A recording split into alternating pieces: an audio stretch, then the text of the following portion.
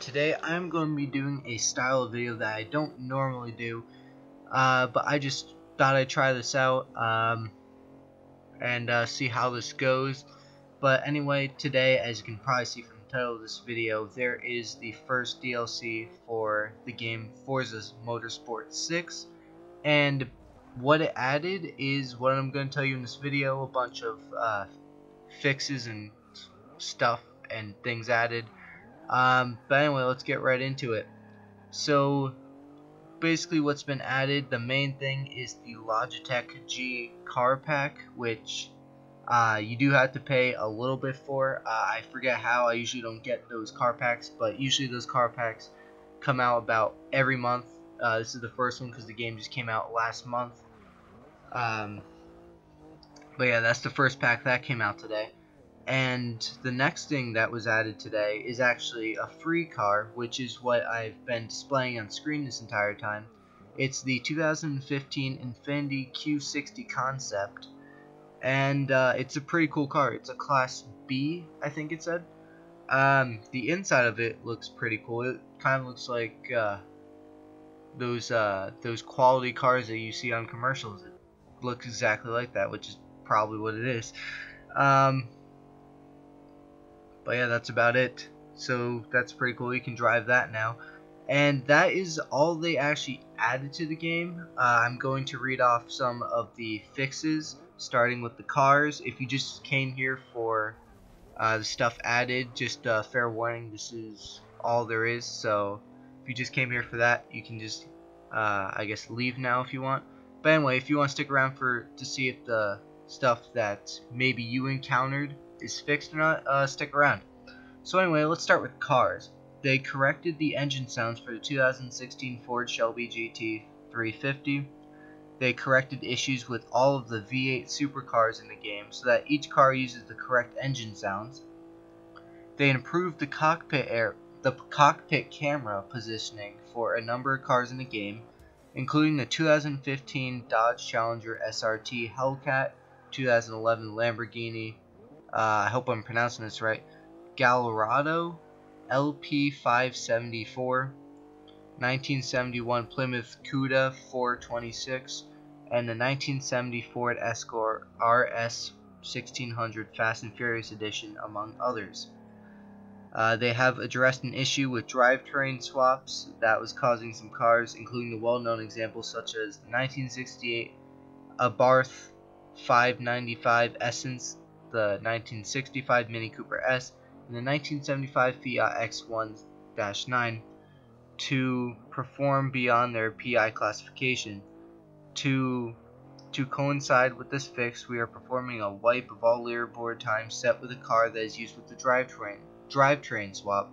We expect the leaderboard wipe will happen Tuesday, October 6th, which is this afternoon, so it's probably happened already. With this content update in place, cars that were previously banned from multiplayer will now be allowed back in.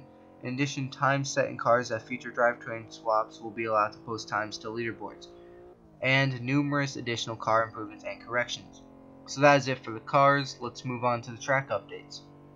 So in Road Atlanta, they removed an invisible dip that was appearing in the drift loop section of the track. In Monza, they fixed a bug that allowed players to gain an unfair advantage at the Ascari chicane. Top Gear, they corrected several areas that were incorrectly dirtying players' lap times. I've never actually tried this mode, so I'm not really sure too much about it, but anyway, in the mode Drive-A-Stars, they say that they continue to investigate issues involving inconsistency in Drive-A-Star behaviors during Forza Motorsport 6 races, namely several drive stars pulling away from the rest of the pack. To coincide with this content update, we have instituted a server-side fix that we believe will help the issue as we continue to investigate further. Stay tuned for more in the future. And they fixed an issue where drive stars were not taking damage when the player was driving with simulated damage turned on. And the next category that we have is livery tune and import. They fixed an issue where players cannot import liveries from Forza Motorsport 5 that use certain characters, including the lowercase a character. They corrected an issue where players' saved tunes could not be applied to a car unless it was applied immediately after downloading it. With this fix, saved tunes can now be applied to cars at any point. Then they addressed an issue where downloaded tunes were missing front suspension settings.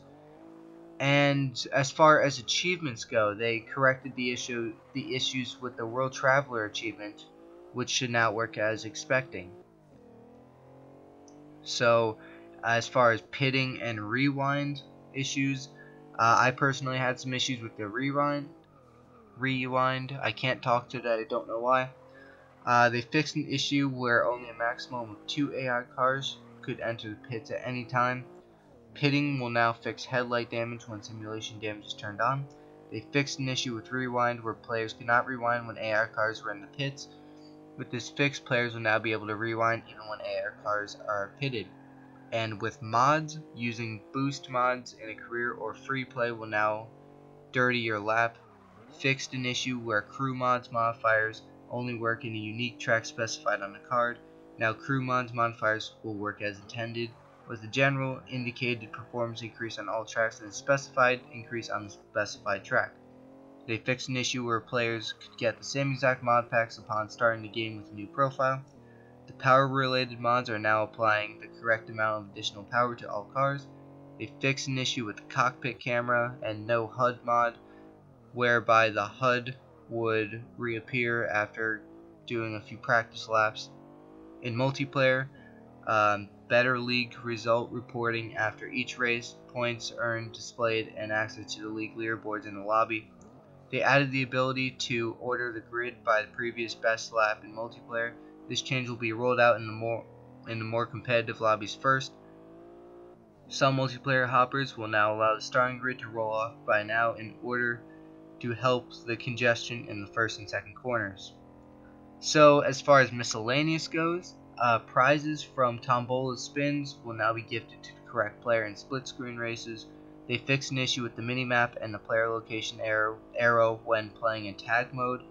Fixed an issue where free play where changes the assist and pre-race menu would reset the drivester difficulty level. They changed the total time in the My Drivester menu to appear into days, minutes, seconds format.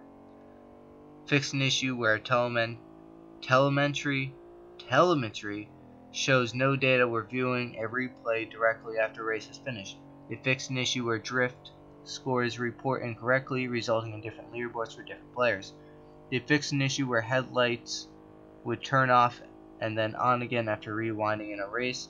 Fixed an issue where controller dead zones were resetting after completing a race. And finally, they fixed an issue with control mapping when a player has both controller and wheel connected to Xbox One when starting Forza 6. So, sorry that if especially the bug fix part bored you. I just told that to all the people who seem interested. I don't know how well this video is going to go over. Like I said, it's just a test for this update. If you guys like it, be sure to leave a like and subscribe, and I will see you guys later.